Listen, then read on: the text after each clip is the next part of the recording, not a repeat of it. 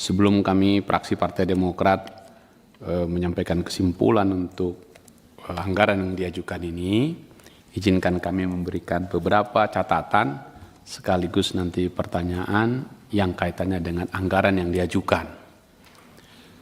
Tadi sahabat saya Bung Tobas sudah memulai politik anggaran kita atau politik penyusunan anggaran kita ini berbasiskan pada quantity kalau anggarannya, tapi kalau pelaksanaannya tentu kualitasnya, itu betul.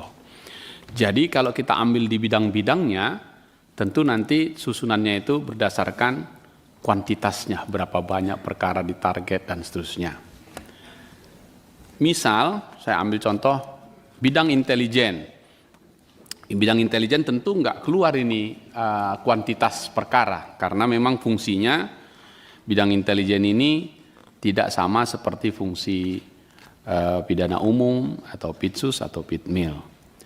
Tapi di bidang intelijen yang kita anggarkan alokasinya 136 miliar lebih, ini akan diajukan dengan kegiatan yang cukup banyak ini.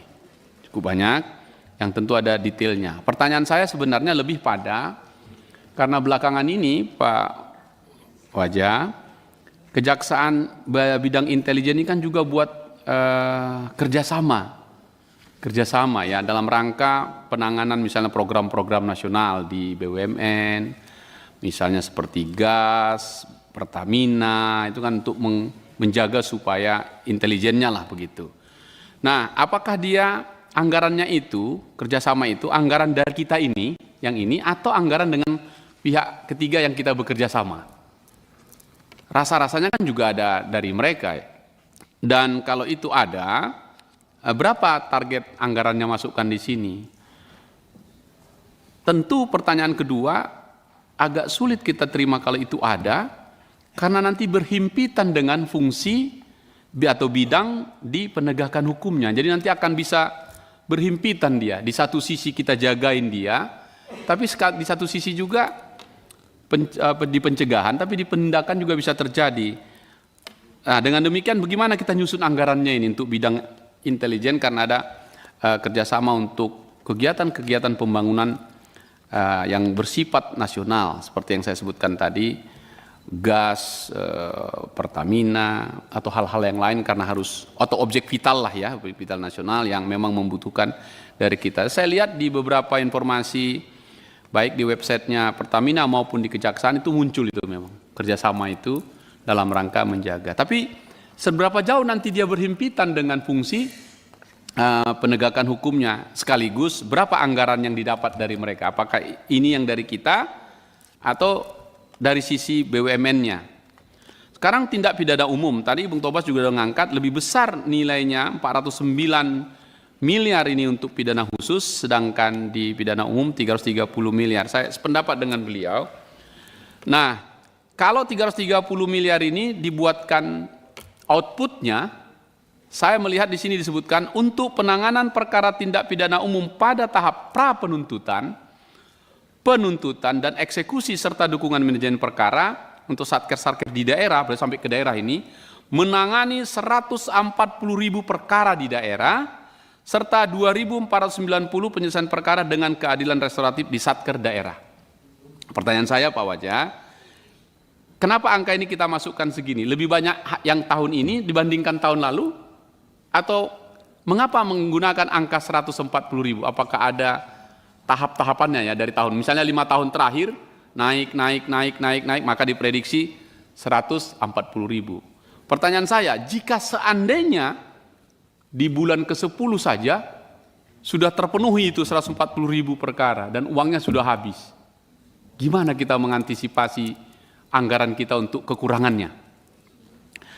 Di tindak pidana khusus yang 409 miliar itu, perkara yang ditangani adalah jumlah kegiatan tahun 2025 direncanakan penyelidikan 1.597 perkara, penyidikan 1.119 perkara, pra penuntutan dan penuntutan 1.230 perkara, dan eksekusi 1.107 perkara di satker daerah. Pertanyaan saya sama lagi tadi, Apakah ada tahapan dari tahun sebelumnya 5 tahun itu sehingga keluar angka ini yang kita sebut tadi politik anggaran kita mengasumsikan perkaranya sekian.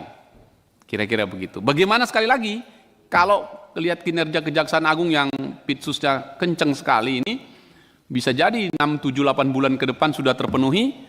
Nah, di belakangnya itu sisanya itu seperti apa? Mungkin akan ada memang penambahan nanti perubahan, tapi saya ingin menanyakan bagaimana anggaran disediakan mengantisipasi outputnya sekian. Gitu. Tata usaha negara yang 58 miliar juga sama, ya bantuan hukum dan seterusnya perkara. Nah, yang saya agak seriusin di sini, yang lagi-lagi himpitan. Di satu sisi kita menjadi pengacaranya negara, dalam hari ini pemerintah, bisa pusat, bisa daerah, tapi di sisi lain kita menjadikan mereka juga objek yang kita awasi. Ada nggak himpitannya di situ, Pak? Kalau pidana militer, saya kira tidak banyak perkaranya, bentuknya laporan. Nah, ini pemulihan aset, pengelolaan barang bukti dan barang rampasan. Mohon izin nanti ini pimpinan, kalau tektok sedikit ya. Sama nggak ini Pak fungsinya yang di Kejaksaan ini dengan rubasannya yang di Menkumham? Ada nggak berhimpitan itu? Ada nggak tabrakan di situ ya? Karena ini kan penting sekali pemulihan aset ini. Karena kalau dia pidana korupsi, kalau asetnya sudah berkurang nilainya sampai habis, ya nggak ada gunanya juga didapatkan uang yang kembali kepada negara. Nah, kalau dilihat dari tugas-tugasnya dengan 90 miliar ini adalah baru sebatas koordinasi pertukaran informasi dan kerjasama dengan instansi terkait. Apakah ini kemarin Menkumham itu sampai ampun-ampun dia, lemah sekali koordinasinya katanya. Apakah masuk ini nih? Pelaksanaan pemulihan aset di dalam dan luar negeri. Saya ingat saya ini waktu jemput ya, kalau di luar gitu, ini tinggi juga ini. Tapi kemudian pelaksanaan penelusuran dan penyelesaian aset benda sitaan, barang rampasan dan barang sita eksekusi. Masuk juga enggak? Kena enggak Pak dengan kawan-kawan di sana dan seterusnya? Ini 90 miliar saya kira cukup tinggi, cukup besar. Tapi kalau bisa memulihkan aset itu lebih dari segitu, saya kira itu yang kita harapkan. Saya ambil contoh kecil saja Pak. Di setiap kantor Kejari, itu kan kalau sepeda motor paling banyak ini Pak, atau yang lain-lain itu hampir ngambilin tempat itu habis itu masuk sini nggak nanti nih Pak? Sempat kemarin ada usulan dari Menkumham untuk hal-hal yang sifatnya lalu jatuh harganya atau turun harganya, ada pikiran sebuah buat peraturan langsung aja dilelang. Nanti kalau angkanya itu disimpankan di dalam rekening, nanti berapa angkanya terus kalau cukup itu diberi, kalau kurang lagi kenakan lagi hukuman. Ada nggak pikiran seperti itu Pak untuk pemulihan aset ini?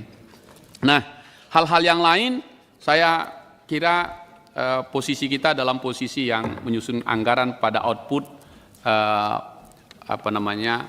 produk. Mungkin suatu, kalau boleh nanti dijawab sedikit saja, kalau dibuat persentase di bidang penegakan, berapa persen penuntutan di situ ada pra penuntutan?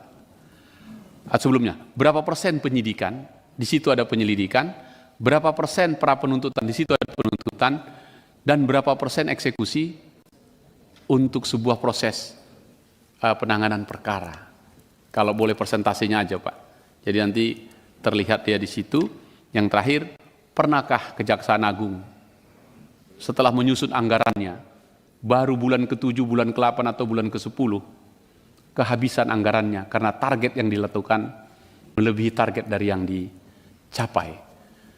Itu saja. Nah, dengan catatan-catatan seperti ini pimpinan, pengajuan anggaran pagu indikatifnya untuk 2025 yang akan datang, fraksi Partai Demokrat dapat memahami dan menerima anggaran yang diajukan ini. Terima kasih pimpinan.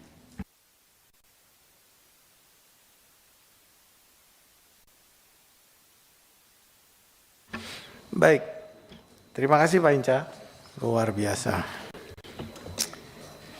Hinca Panjaitan ke-17.